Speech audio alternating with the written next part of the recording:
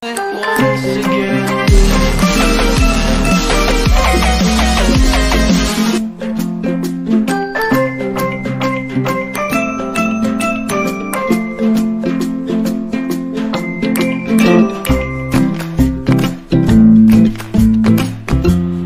Magandang araw mga kapispace. Magbibisita na naman tayo ulit ngayon doon sa mga inakay ng bato-bato. Yung 2 piraso na siguro ngayon nasa 6 days old na. Titingnan natin kung meron na ba silang balahibo. Alauna na ngayon ng hapon mga kapispace. Medyo makulimlim dito. Siguro mamaya baka bubuhos yung ulan. Kaya tara, puntahan na natin yung inakay ng bato-bato. Meron nga pala akong dalang leg band mga kapispace, kulay purple, para dun sa 2 inakay na magkapatid. Ayan yung number, nakasulat sa palad ko. Lalagyan natin sila ng leg band kung kakasya na ba sa kanilang paa at kung hindi maluwag. Kasi pag maluwag baka kasi matanggal. Kaya sayang yung leg band, pero susubukan nating ilagay. Alright mga kapispace. Alright mga kapispace, malapit na tayo sa pugad na may 2 inakay. Sana nandyan pa sila. Sana hindi sila nawala. Dito na tayo mga kapispace. Tingnan natin. Ayun. Siguro andyan pa kasi lumipad yung isang bato-bato na galing sa pugad. Ito mga kapispace sa putol na kawayan. Dito na sila. Ayan, tumutubo na yung kanilang balahibo. Tingnan nyo mga kapispace. Medyo malaki na sila.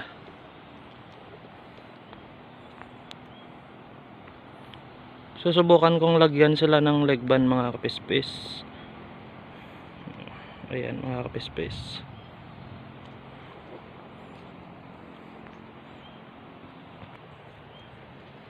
Alright mga kapispace, lalagyan ko muna sila ng leg band.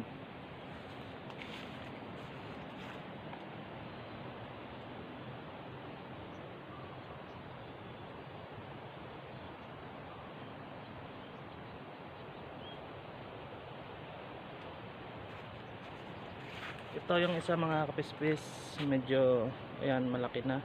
6 days old pa lang to. Sa kaliwa. Lalagyan ko sa kaliwang paa. Kasi yung ganitong kulay meron ng 2 na magkapatid. Sa kanan naman na paa. Kaya ito ilalagay ko sa kaliwa. Ayan, may ipot pa yung daliri ko.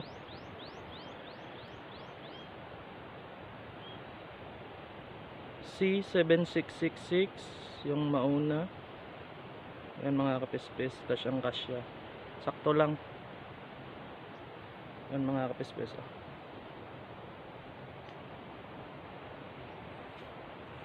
Yung isa naman mga kapispace.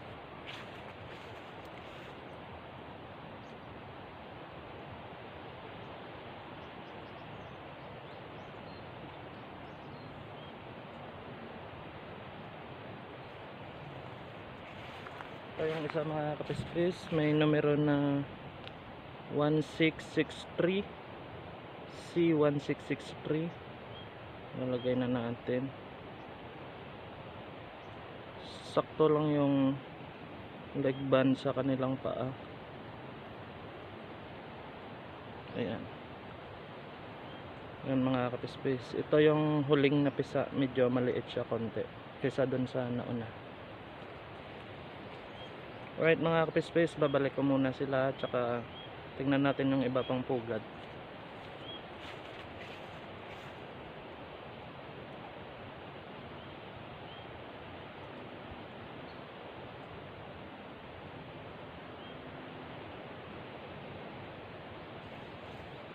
Ayan mga kapispace, hindi ko pa sila kukunin ngayon. Siguro bukas pwede ko na silang kunin.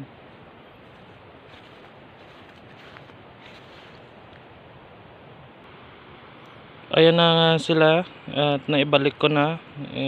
Diyan na muna sila. Bukas na lang natin kukunin mga kapispace. Alright.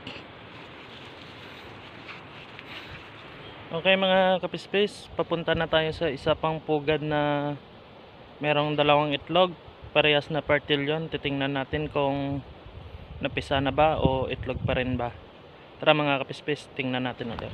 Papasok na tayo mga kapispis dito sa pugad ng isang bato-bato. Dito na tayo, malapit na. Titingnan natin kung napisa na. Ito yung pugad niya mga kapispis. Wala yung inahin. Ito siya mga kapispis.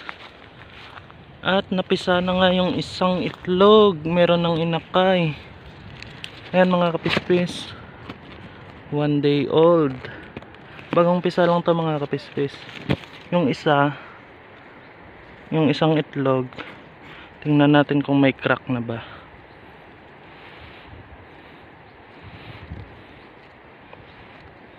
Ayan mga kapispis, nagka-crack na yung isang itlog. Kung inyong nakikita, kakapisan niya lang siguro yan kagabi yung nauna. Tsaka yung isa baka mamayang gabi pa.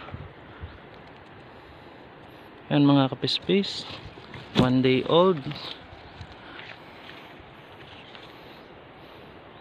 Dati na itong pugad mga kapispis, nakuha ko na yung mga naunang inakay dito.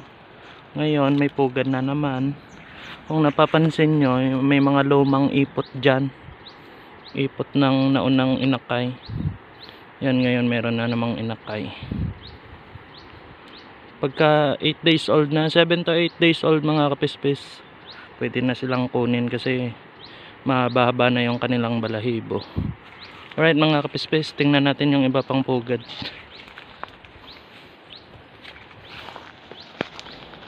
Mga kapispis, nabanggit ko pala sa isa kong video nung kahapon ko in-upload o nung isang araw. Ngayong buwan pala ay breeding season na ng mga mayang pula. Simula na ng breeding season ngayong January hanggang October. Ngayon, sa punong ito ng mangroves may nakikita ako na ginagawang pugad. Yan, papakita ko sa inyo mga kapispis. Ito yung sinasabi kong pugad na ginagawa mga kapispis. Pugad ng mayang pula. Bago pa lang yan, hindi pa natatapos.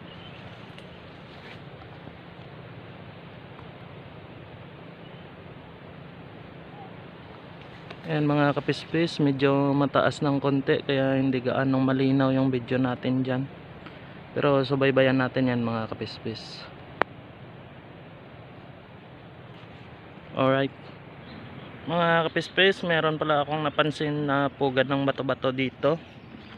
Tingnan nyo yung pugad nya mga kapispis, kung saan siya pumesto.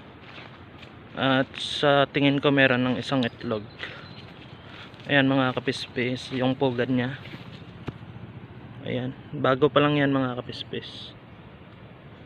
Ang ganda ng pwesto nya. Baka kasi hindi magtagal yan dyan at mawala. Pero subaybayan na lang natin mga kapispis. Alright mga kapispis, kung nakikita nyo sa likod ko, sa puno na yan, meron palang dalawang inakay dyan. Ngayon ko lang nadaanan. Malaki na sila at mahaba na yung kanilang balahibo. Malapit na tong lumipad. Kung kukunin ko ngayon, sigurado lilipad sila. Yan, silipin natin mga kapispis. Yan mga kapispis, sisilipin lang natin. Ayan silang dalawa sa pugad. Malalaki na sila mga kapispis. Ayun kung nakikita nyo mga kapispis. Ayun sila mga kapispis oh. Ayun. Kung lalapitan natin yan mga kapispis, siguradong lilipad yan. Kaya hanggang dito lang tayo. Baka hindi natin makuha. Yan mga kapispis, tingnan nyo. Lalaki na sila. Ngayon ko lang kasi nakita yan. Ngayon ko lang din nadaanan. Kaya hindi natin lalapitan mga kapispis. Hayaan lang natin dyan. Siguro mamayang gabi kukunin natin yan. Alright mga kapispis. Alright. Meron na naman tayong napansin na bagong pugan mga kapispis. Ngayon ko lang nakita to. Titingnan natin kung may itlog ba o may inakay ba. Tara mga kapispis, tingnan natin. Alright mga kapispis, ngayon ko lang to napansin na may pugan ng bato-bato dito. Ayan mga kapispis, meron ng inakay. Tingnan natin mga kapispis kung ilang peraso. Ito yung pugan niya mga kapispis.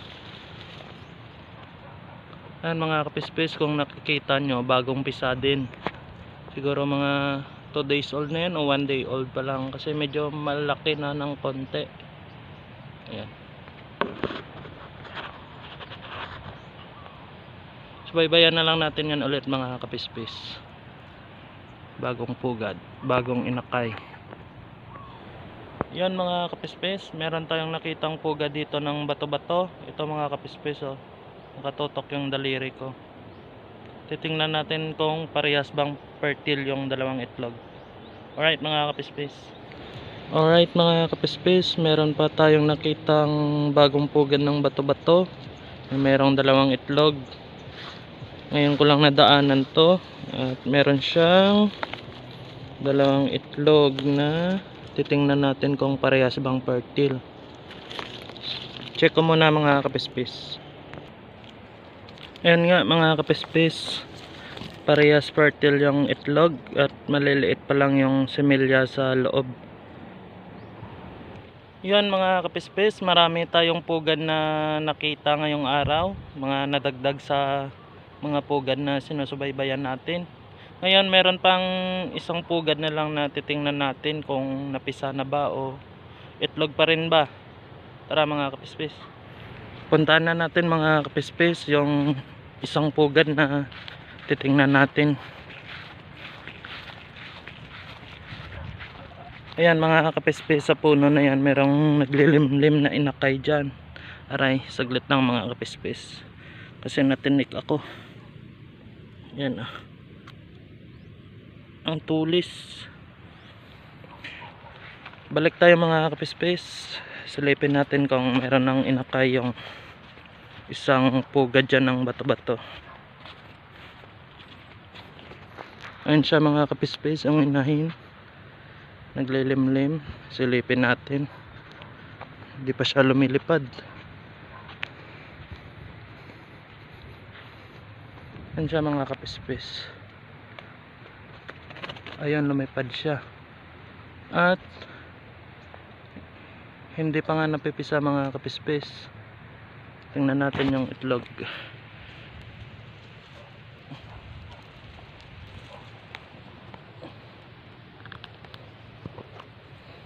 Yan mga kapispis, hindi ko gaanong maabot kasi medyo mataas.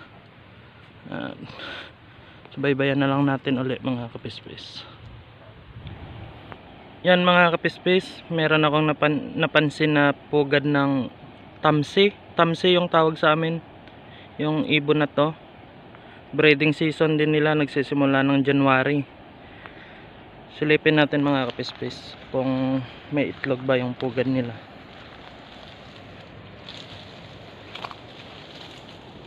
Yan mga kapispis, bagong gawa pa lang at wala pang itlog. Subaybayan lang natin yan mga kapispis. Pag nagka-itlog at nagka-inakay sila, lalagyan natin ng legban yung mga paa ng inakay. Pero hindi natin kukunin mga kapispis, kasi hindi naman natin kayang alagaan yan. Hindi yan nabubuhay pag kinulong. Alright mga kapispis,